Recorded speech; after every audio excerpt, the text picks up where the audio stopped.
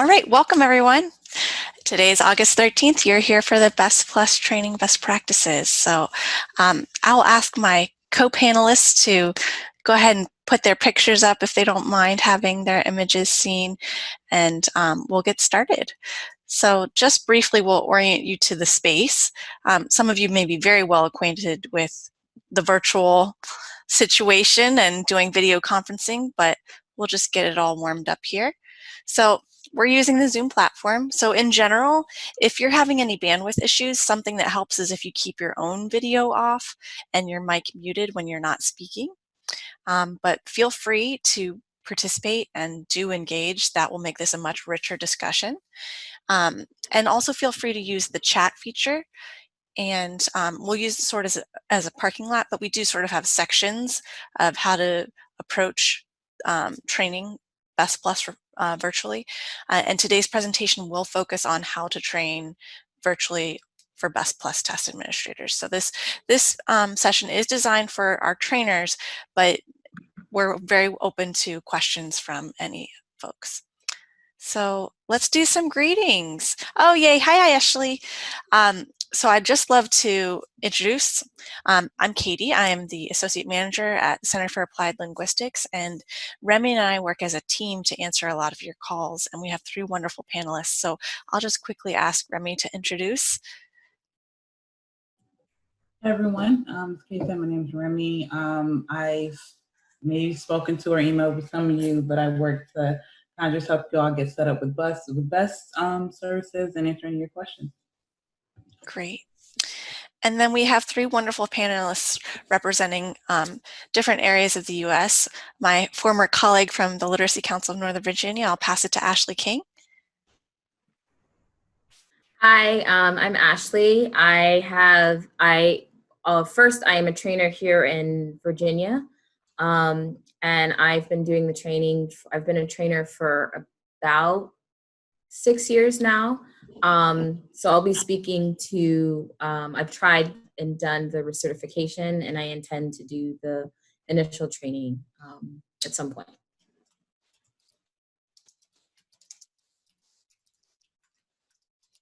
And we'll pass it over to Molly.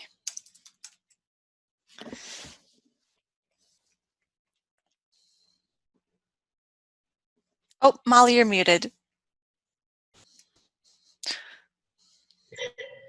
Hi, I'm Molly. I'm a trainer from Oregon. I helped write the original Best Plus, so I've been training since its inception, including training of the original Best paper and pencil. I gave a training in May for an organization in Seattle, and it was a 6-hour one-day training, and I'm scheduled to give one on September 4th for Oregon. All right, and Christina. Hi, everyone. I'm Christina Terrell, and like Molly, I've been doing this a long time, since its inception as well.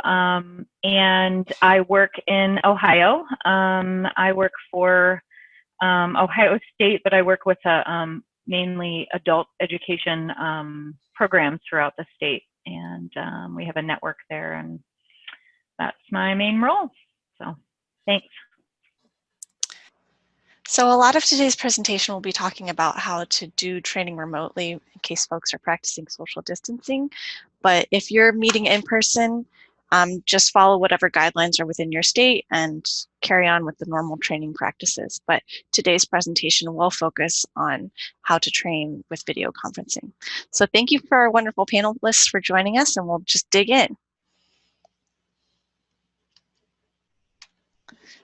Oh, and folks, feel free to introduce yourselves in the chat, say what program you're from, and we'll be monitoring there as well. So we're excited to see so many folks from all over. I see a lot of Texas folks. And then also use the chat box if you have any questions or any sort of norms you want to use.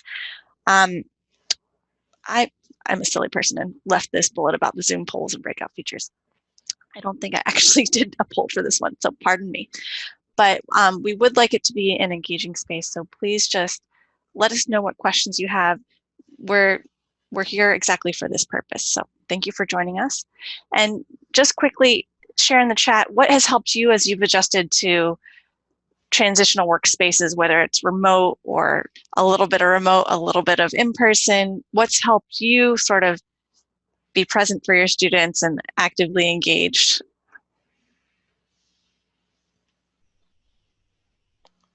I love seeing all these greetings in the chat. So we'll just take a couple moments to hear from everyone in the chat.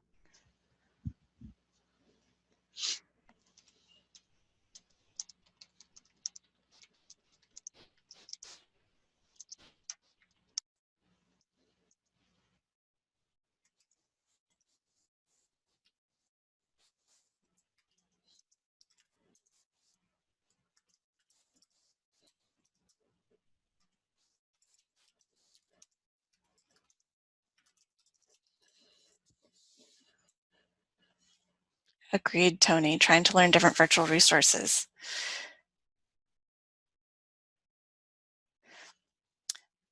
Pilar, our question was about what digital tools or what's helped you adjust during this time of social distancing if you're working more online and things like that.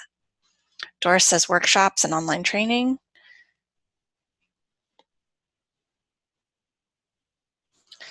Yeah. Carrie notes having dedicated workspace really helps.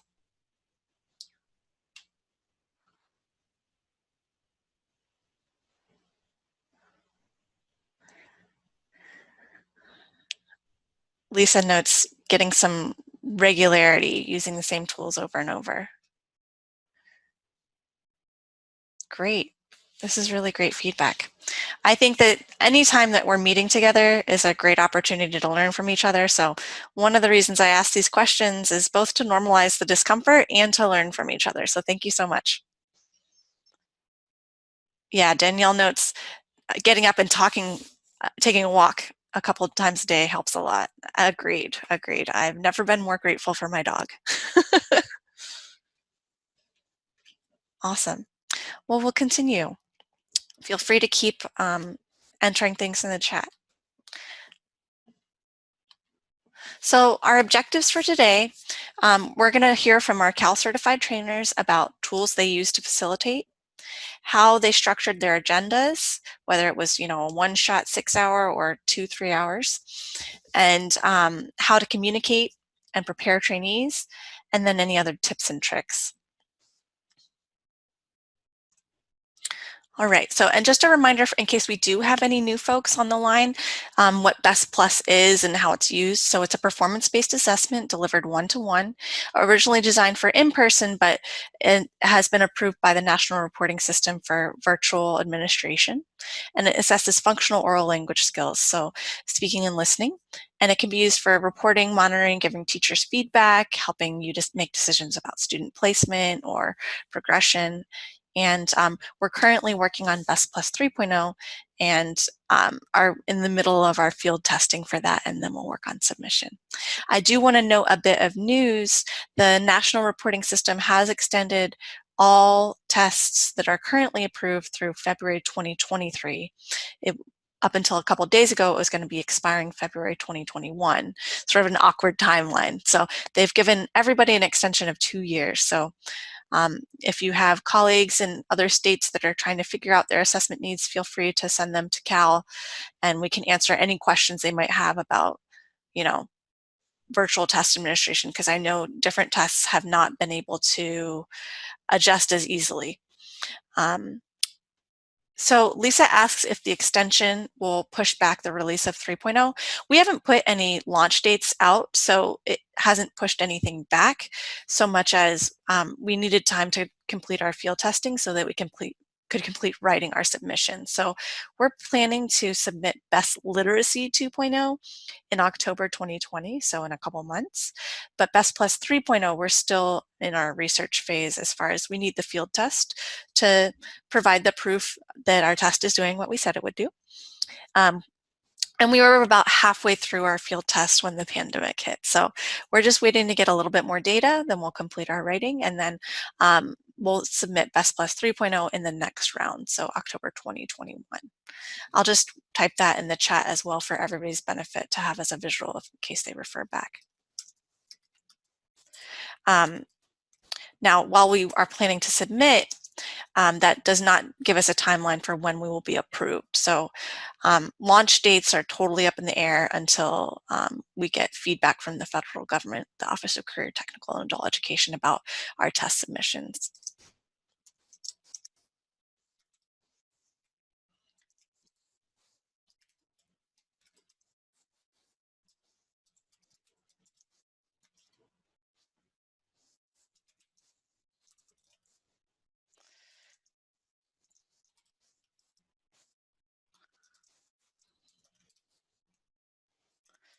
All right, great question. All right, so now let's get started talking about tools we use to facilitate. So as you may know, Best Plus is our test administrator, or the training we're talking about is Best Plus Test Administrator Training, and we offer both a full training and the refresher training. And they can be implemented in various models, even pre-pandemic, in 3-hour sessions, or as one-shot 6-hour sessions. So let's just hear from our trainers about what trainings they've given and what's worked for them and what tools they've used. And I'll just toss it up popcorn style. I'm going to go ahead and pick on Christina. Sure. So in Ohio, we rolled out the Best Plus 2.0 training in 2 sessions. So we had 2 3-hour sessions with some work in between. It wasn't much, but it was a little bit of review work, and that included downloading the software in between the 2 sessions. And we did that, and that worked really well. We took the full amount of time. It ended up being very engaging, surprisingly so. It was nice, and then by the second session, folks were able to practice giving the test to each other.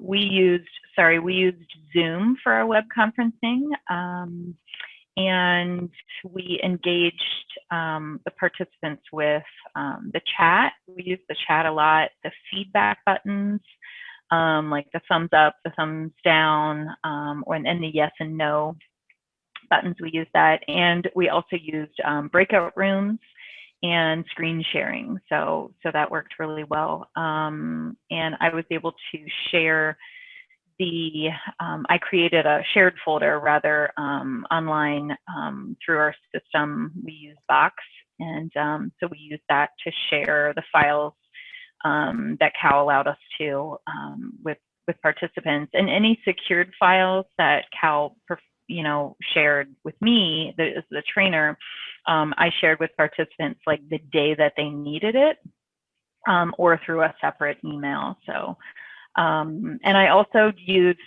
for training purposes, like everything I used was electronic. I actually, thought of that halfway through. At one point, I was like, oh my gosh, I don't have, a lot, anything hard copy. And so it was great. I used the Cal links through the Google Drive for the PowerPoint and the video, and that worked great. And I know last time I commented, I think the video worked better. We always hear from participants about the video, and sometimes it's harder to hear when you're sitting in a room, but this time with people having it, like plugged into their ears, the sound quality seemed to be a whole lot better. So that was great. We were really excited about that. And we also loaded, because we couldn't access our hard copy files in the spring, as a lot of you are, we're in the same boat.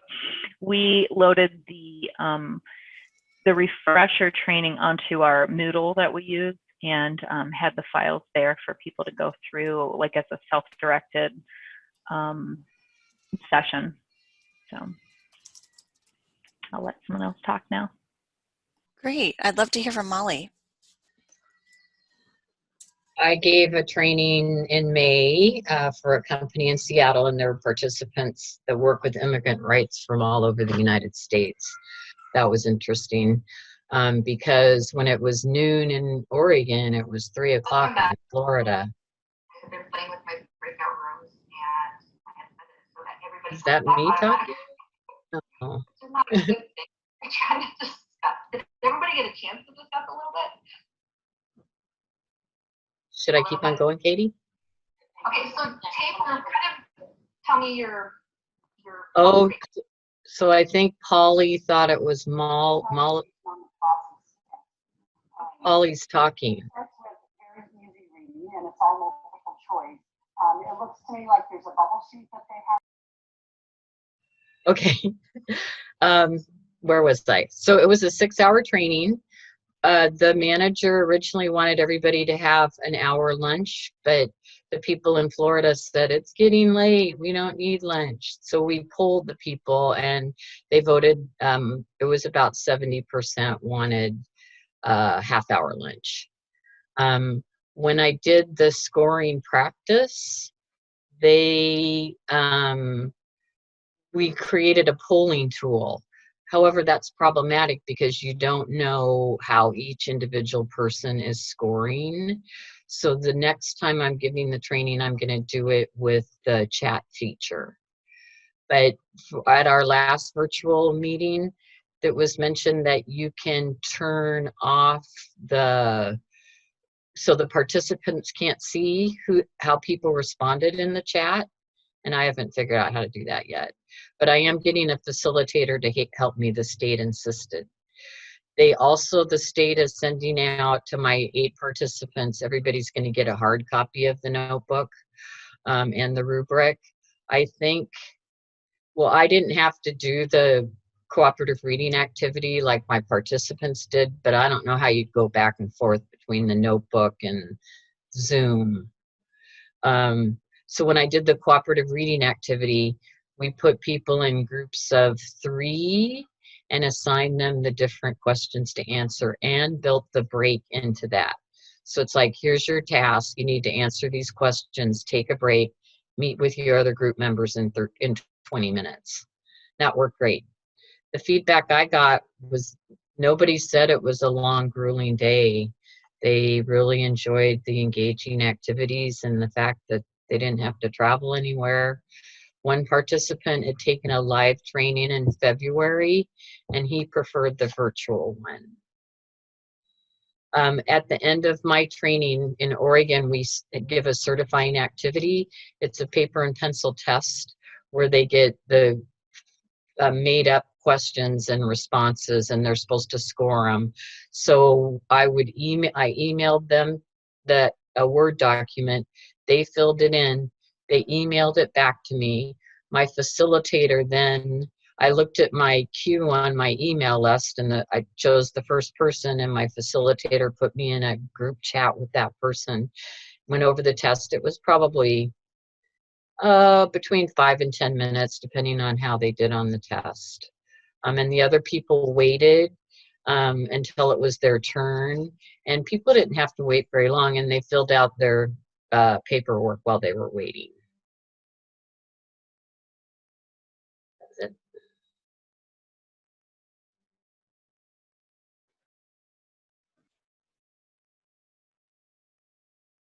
We can't hear you. Pardon, I was just saying, so you can hear some differences in models. Molly did 1 6-hour full test administrator training for new folks, and Christina broke up into 2 3-hour sessions, and they can both be engaging. Online facilitation gives a lot of flexibility. I'd love to hear from Ashley. She's done the refresher as well, and I think maybe by now. I haven't done the training yet. I'm planning to do that. So I did the certification. In person, it is usually about a 3-hour training. And what is entailed in that is the participants, they watch, so they get a workbook that follows along with the videos that they watch. So in the video, they go through all the different types of examples for scoring for each, like from the scoring rubric, and they show examples. And then it allows participants to see the reasons why, the scores were given. So, and within the workbook, there are some activities that gives time for participants to do as well. So in the virtual one, I did 4 hours to give some time to be able to answer questions, take a short break, and just any sort of troubleshooting things that needed to be done within there. So what I did was to prepare for that. Actually, Katie and Cal helped me, or helped the organization. I did it for a group of teachers in Loudoun County. They are teachers and they are our administrators, test administrators as well. And so beforehand, they needed to get the hard copy of the workbook. So that was sent to each individual and participant at their home.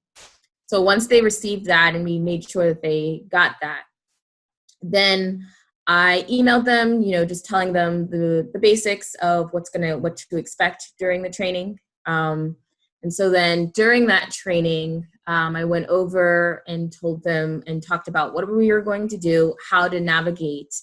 So I used Zoom as well. I found that was the easiest to be able to share the video so that participants can hear and see the video.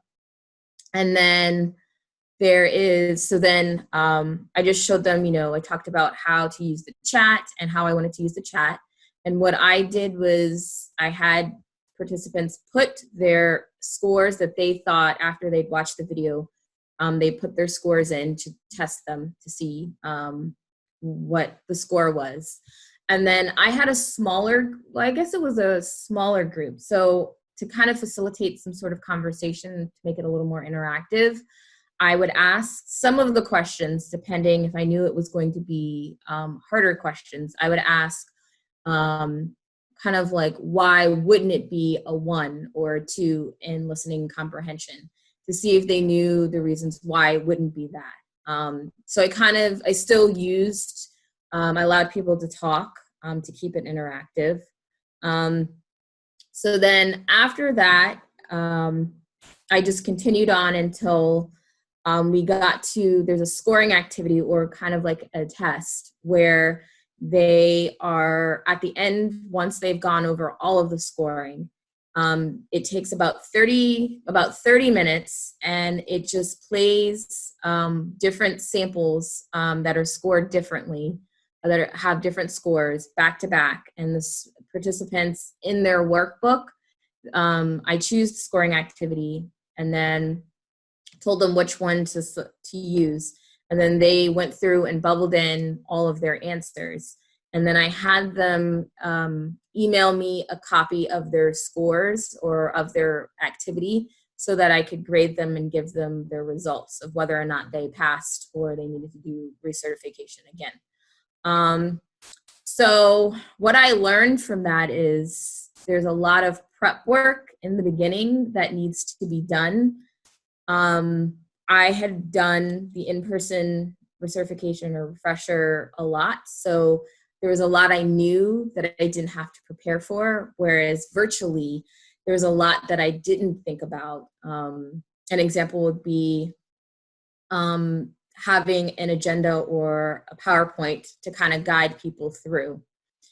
So that is something I would say, is to make sure that you plan ahead of time all the pieces and run through the actual entire training. And then the other thing that I did, just because I wanted to see what it would look like from a participant's point of view, is that I used my personal laptop and logged in while I was doing the training, so that I could see what participants were seeing and then also respond. I did not have anyone help facilitate, so I wanted to be able to see the different questions that people asked. And so that's how I responded to questions, is through my personal laptop. So I found that helped me it helped me see what they were seeing, but then also see from my point of view as well.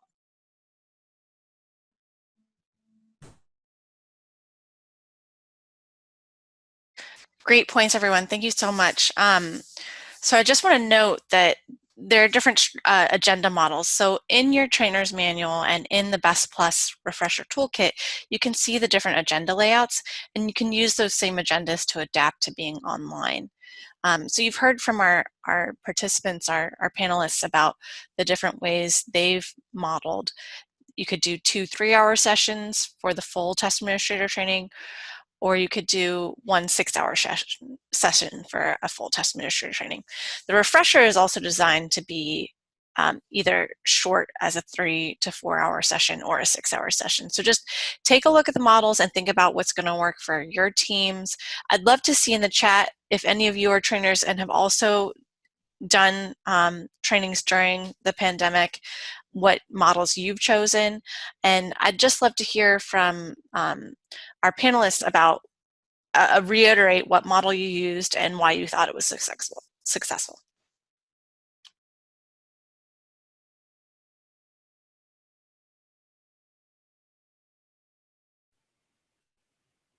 Want me to go first? I'll go first. I'll jump in.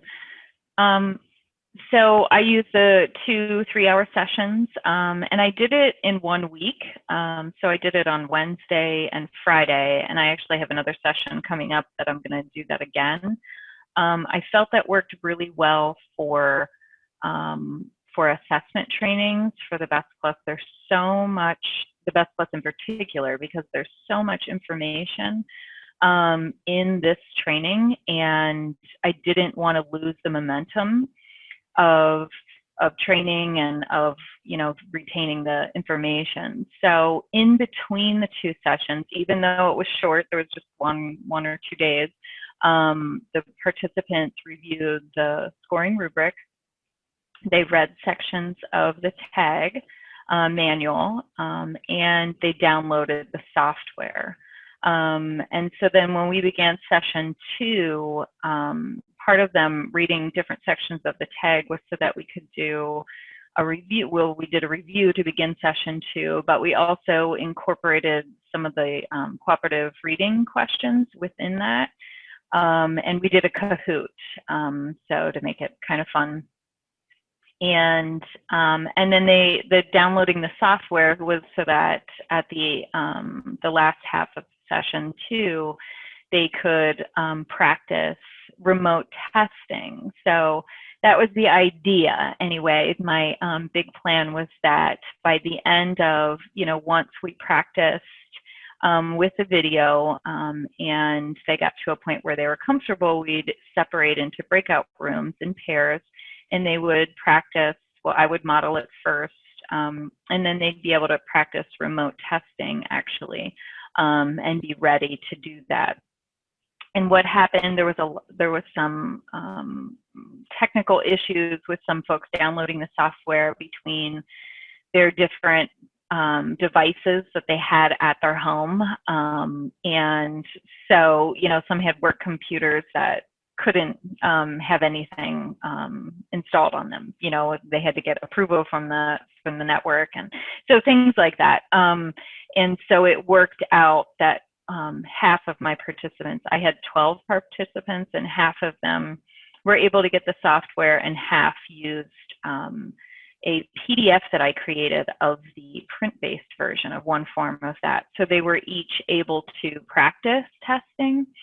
And so that worked out nicely so that they were ready. And I think someone even asked about the materials. I used everything electronic. I mean, I gave this in May and we were still all shut down. We didn't have access to anything. And so Katie was great and shared the files with us. And so I used those files and everything I had electronically to share with participants. And, you know, if they needed something printed out, they could do that. That was up to them.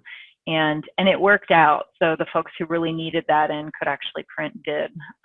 So for me, the model that I used was good. Oh, and one more thing about that, us having the 2 3-hour session, ironically, because after I picked this, I was happy that it worked out because I had 2 women with babies in this session, and there is just no way they would have been able to do it for a whole day. So So we stuck with the 2 3-hour sessions again for the one coming up in September. Thanks.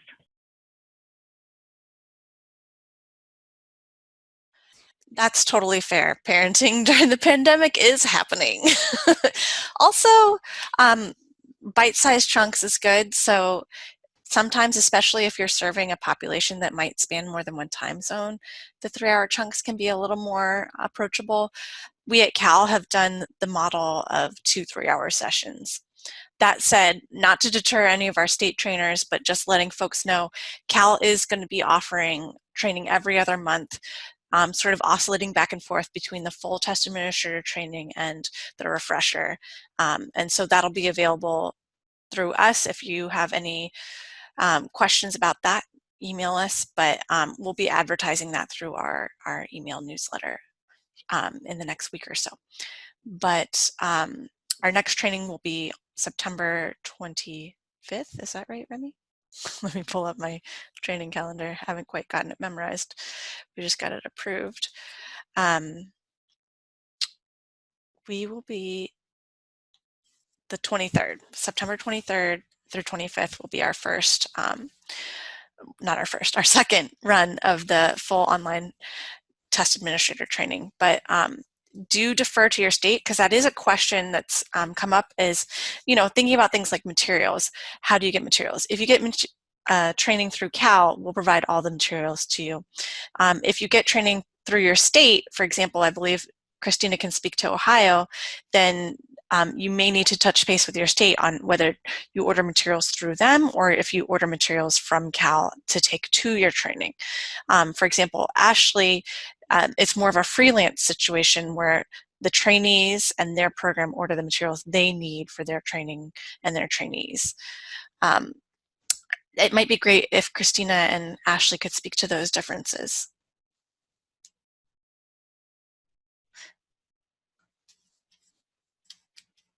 Can you hear me? Yes. Okay. So yes, I'm freelance in that the state of Virginia, they call it VALRC, but pretty much it's for adult education. They manage any sort of trainings. And so anytime either Katie or I get any information or someone will contact me saying they want to have a training, and then from there I work with that organization to set up the training, from the software that the computer needs to materials that participants needs, just any sort of those sort of logistics. I work with them, and then they work with Cal to contact them to find out, the costs and stuff like that. So then they would also pay me directly for the trainer fee.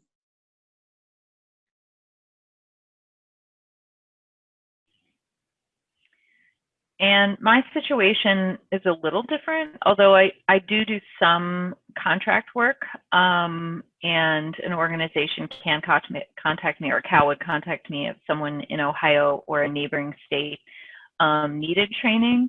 But the majority of our training here is through our professional development network in Ohio, and that's part of my role through my employer.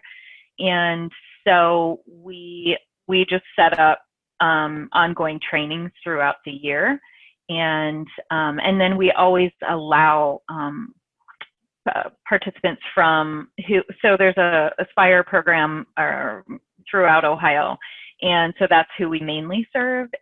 But if there's someone outside of that network, we try to just allow them to come to one of our trainings if there's one already scheduled. And there would be a small fee for that session for materials, things like that. Otherwise, since most of the training is through our network, the trainings are free for participants because the network pays for all of that. Yep. Great, thank you both. And then Molly also is more of a freelancer and covers a lot of the Pacific Northwest. Because what we find at Cal is traditionally it's been hard for us to host in-person trainings unless we're contracted to do that work in a state that doesn't have a trainer. And so moving online makes a little bit more sense for us to be hosting more regular trainings because, for example, Molly, you trained somebody from, what's the consortium that is, When America Has the Partners in Florida? FLIC, right? The Florida Immigration Coalition. So they sent folks to us last February, and we ended up only having about 6 folks for an in-person training, which wasn't a super awesome cost benefit for us to host training. But I lost my thread. But the point being, there are many ways to get to training. If you're not sure what to do first, just contact Cal and we'll first help you identify if there is a state trainer for your state or an adjacent state that might be able to work with you. And on the other hand, we'll just give you the information about training we offer and you can decide what's best for you. A couple folks have noted in the chat that they're test administrators. So I do just want to note that this is a training meant for trainers, but some of the questions around tools might be helpful for you. So if the trainers want to just share what platform they used, it's a little bit less relevant for test administration, because for test administration, you can use any platform as long as the video conferencing is clear. But we can just go ahead and share what we used and why we liked it, if that's all right. May I pass it to Molly?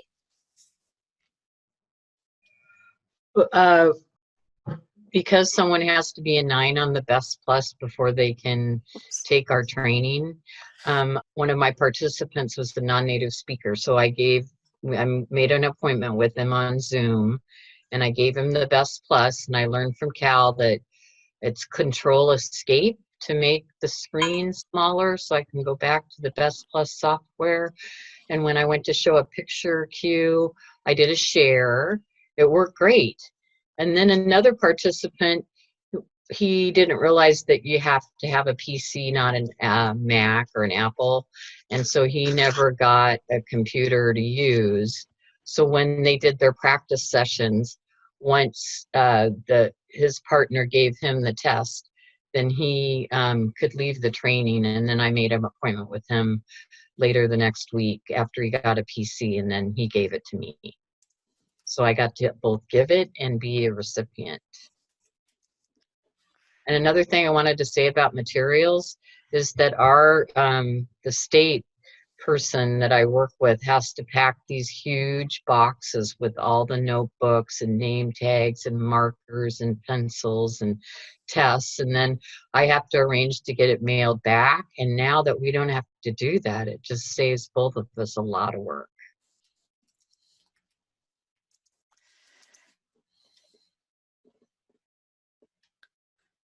Great, thank you so much. So I think we touched on this a little bit, but our next slide is about cost and how to find training and, just sort of communicating with the trainees. So for Cal, we just sort of modified some of the language that's in your trainer's manual around, what video conferencing we're going to use because it's not going to be in person and the cost and things like that. I just noted in the chat that it came up a couple times. Thank you, Molly and Christina, for bringing it up. For the full test administrator training, by the end of the day, if you do the 6-hour model, or by the second day, if you do the 2-3-hour model, folks are going to be using the software. So they're going to need to make sure it's installed. So that is one benefit of installing it in between 2 sessions, is to make sure that you've had time to troubleshoot any issues. Like, for instance, if somebody's only running a Mac, how are they going to get the practice with the software? And a reminder that the practice with the software is both for the purpose of the trainer to monitor their scoring, but also to see that they get the look and feel of how to click around in the software, and you can give coaching and guidance around that. I loved Christina's adaptation of sending the print-based as a PDF so that they could have something if they didn't have a PC. But we do want to try and encourage our users to figure out what they will be using, because if they're planning to do a remote test administration, they're going to eventually need to have a machine that will run Best Plus 2.0. That said, I have heard of some folks installing the Windows operating system on their Macs. to run Windows, to run the Best Plus 2.0. So there are ways, people have figured it out. I don't know those ways, but I've heard of it from users. All right. So, and I think we may have touched on this point about cost. Determine through us who you'll go to for training, and then they can provide clarity around costs. So if you have a state trainer, they can let you know if there's any sort of consortium that manages cost or manages materials, and then you can go from there to decide, whether the training's right for you or if it fits your cost benefit. If the training is from Cal, it's going to be $300 per person from one of our online trainings for the full test administrator training for 6 hours, and then it'll be $200 for the refresher. We do have some materials available from the Cal store for folks that are already test administrators. We do have the Best Plus Refresher Toolkit available for any program manager to facilitate or for a test administrator to use as a self-study tool. But just check with your state's assessment policy, because they may have more stipulations around who's able to use those materials in regards to recertification. For example, may I ask, Christina, what are the recertification requirements in Ohio, for instance?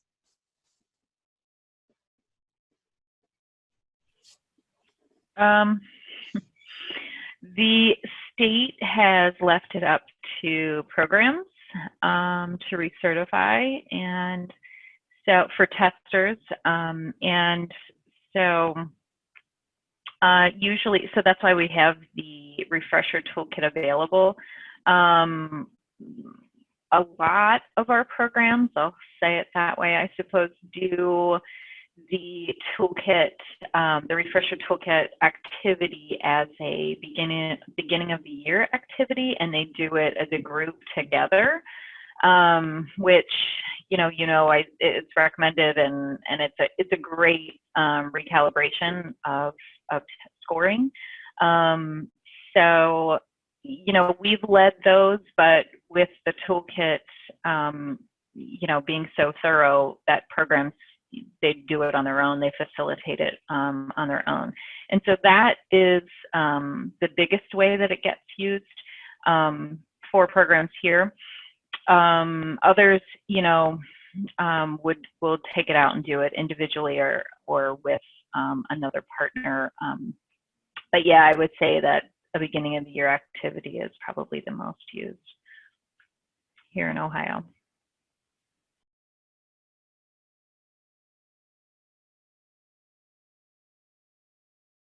Great. And Ashley, in Virginia, I believe it's 2 years. Is that correct? Yes, that's correct. It's 2 years. Mm-hmm. And then for the purpose of trainers, we monitor all the trainers for certification. That's a totally separate process. But yes, great. Any questions around how to communicate with trainees? I'm just monitoring the chat. And yeah, Lisa out in Texas, I believe, notes that her program recommends a refresher every 2 years. And I think that might even be a Texas policy. And Texas, for instance, I know that members of, y'all call it the consortium, is that correct? They have a PD portal that manages all sorts of professional development, including test administrators and their certifications. And a lot of trainings and materials and costs are managed through their PD portal out in Texas for those users. That said, there are some Texas users that are not part of that consortium. And I see Danielle notes in Utah, we require test administrators do a refresher training every 2 years as well. Great. And Lisa affirms that there is a PD portal. Thank you. All right. So now that brings us to our tips and tricks. So I'd just love to hear from our trainers any other thoughts that have been helpful as you move to the online space. So feel free to, if you are a participant that's not one of our panelists, use one of the reaction features, and we'll, like the raise hand or one of the emojis or something, and we'll make sure everybody has airtime to share what's worked for them.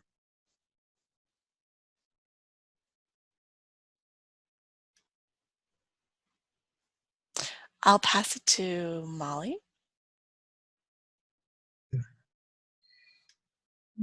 One thing that we didn't do very thoroughly for the training for the Seattle people was send out information in advance.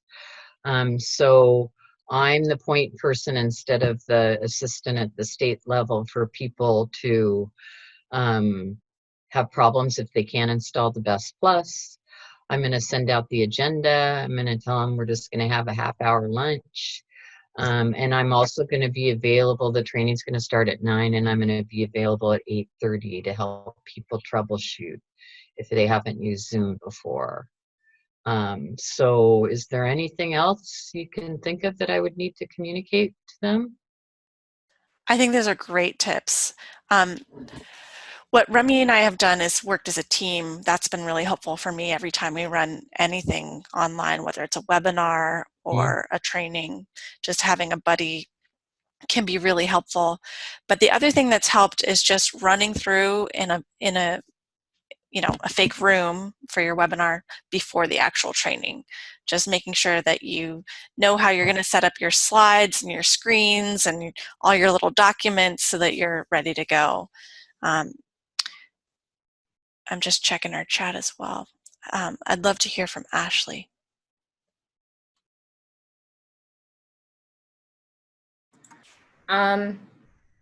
What I found, I think I mentioned it before, about being able to see, what I found initially when I tried it out is I only had my one laptop, and I found it hard to flip between screens, and then also be able to see the video, and then also to look at my documents, because I have a full binder that I have, or workbook binder that I have to work from.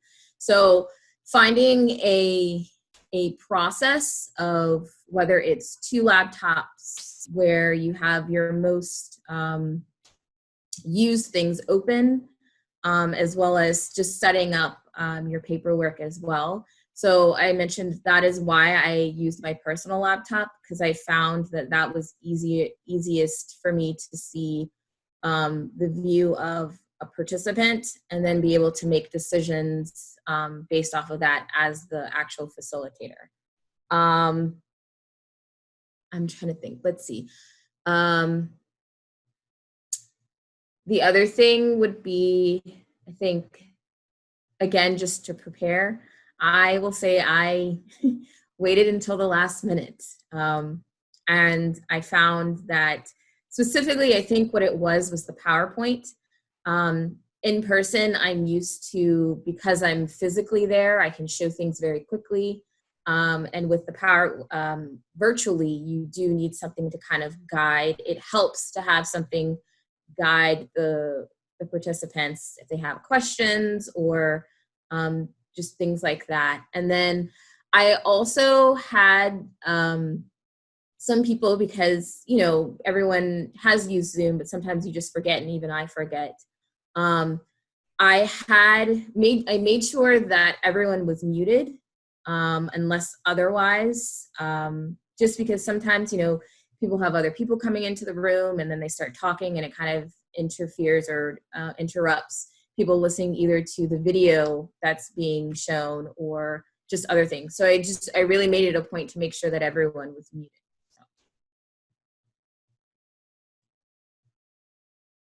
I will note, for trainers selecting video conferencing software, make sure you select a software that can use the computer audio. So for instance, I know Teams has just updated to be able to do that. Zoom was one of the reasons, or one of the first to do it, but it plays the audio that is playing on your computer through the platform, and some had previously not. Go ahead and just check all the resources you have and check against the different platforms you're considering to decide what works for you based on your budget and your needs and your audience. But say, for example, if you're doing testing, you can use any video conferencing software because you're just talking one-to-one. But for our purposes as trainers, we need something that will also play the video's audio. I see here that there are some great comments I'm just going to review, but feel free to pepper in any other tips and tricks, Christina, while I scan. Okay, sure. Yeah, I echo what all the ladies said about preparing. You can't over prepare for a virtual training, right? Or any training. But yeah, I mean, I even had my son going through stuff with me, like practicing on another device in another room, just to make sure, you know, everything was working um, and everything worked again. And even though you've given a zillion best plus trainings, this is just different and good to prepare.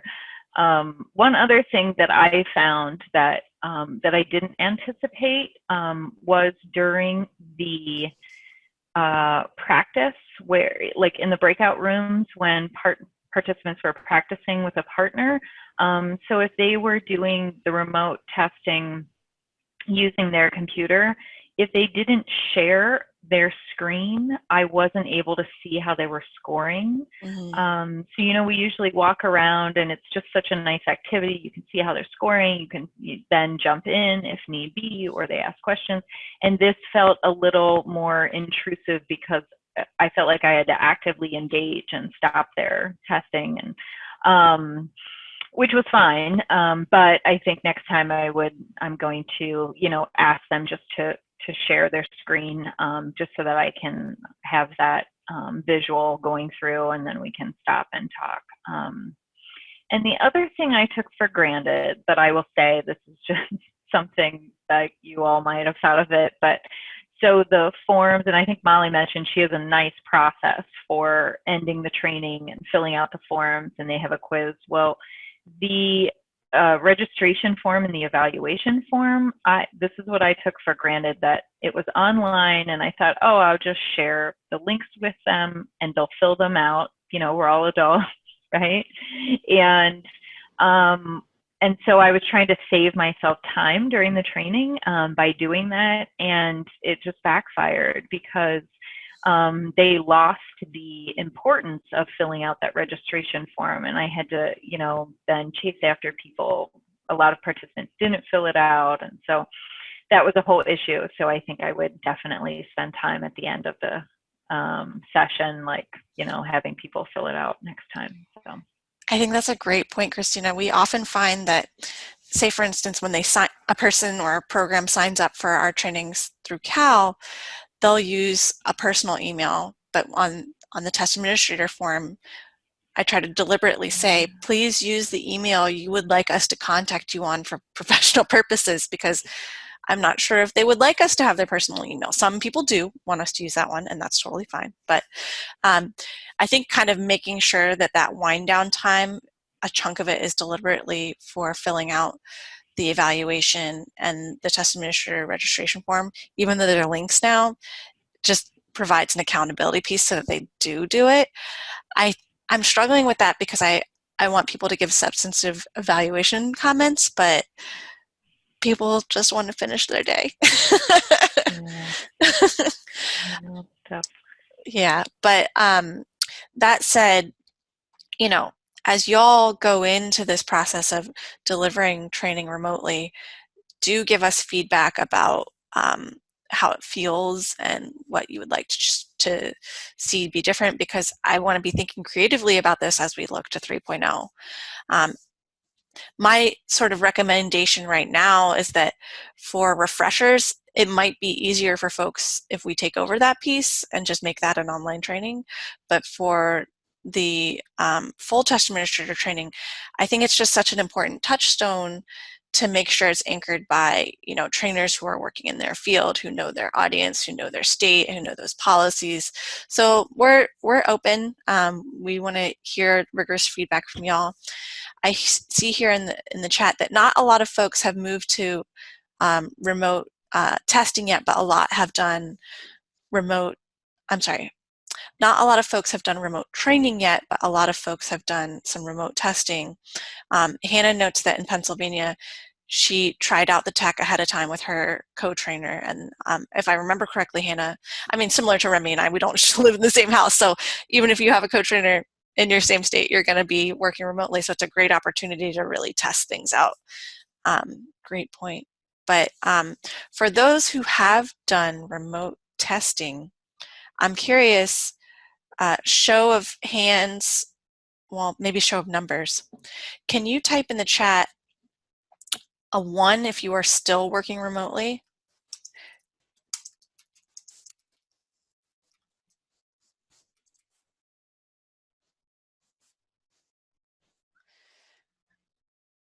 Okay, it just helps me get a sense for things because, you know, I'm a person in the world and I'm watching the news, I see things open and I'm not sure if people are meeting their students out in the world. So if you're a mix of remote and in-person, type 2.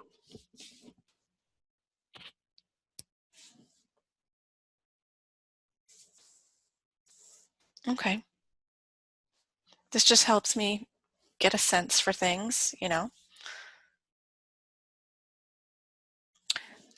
I kind of doubt if you came to this presentation that you would be only in person, but if you're only in person, please type 3.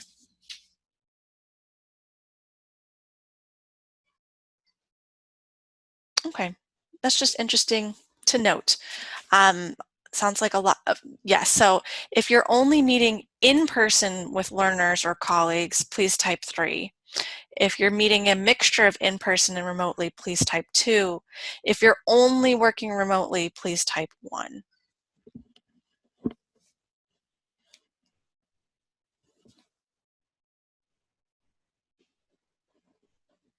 Okay, that's really interesting to see. Mostly remote. Well, I'm glad for the health and safety of your communities that you're taking measures to protect each other. Understood. Yeah, things are in varied states and we're all just doing the best we can, but I'm heartened that our moves as a test publisher to provide this are working. Okay. I think this is just interesting to share with our colleagues and see how things go. Lisa asks if Cal has a preference for training delivery. No, there's, I don't think it would be appropriate for us to have a preference anyhow. I have done both many times now, and it seems like both are working well. I do think that the colleagueship in person can be a little bit different because there's food, but you know, we just do our best online, and I am heartened to see that the scoring calibration has been quite strong. So I do feel good about that. I think moving online has been okay. I do note that we are at time, and I want to take any last questions folks have.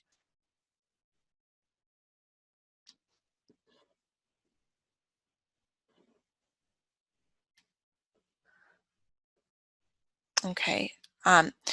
For folks who are not trainers, do you know who to contact for training in your area? If not, type your state in the chat and Remy and I will reply to you with who your trainer is. And then for how to test virtually, Remy and I did do a little demo of how to test virtually for some of you who might be test administrators, so we can drop a link for you. But just note, we only go up to the first picture queue just because they're live test items and we didn't want to post it online and have it floating around. And if you have questions about how to order materials, things like that, just let us know. I'll share our contact information here, and I want to say a very special thank you to our 3 folks here, Ashley King, Christina Terrell, and Molly Williams for spending time this last hour with you. Thank you all so much.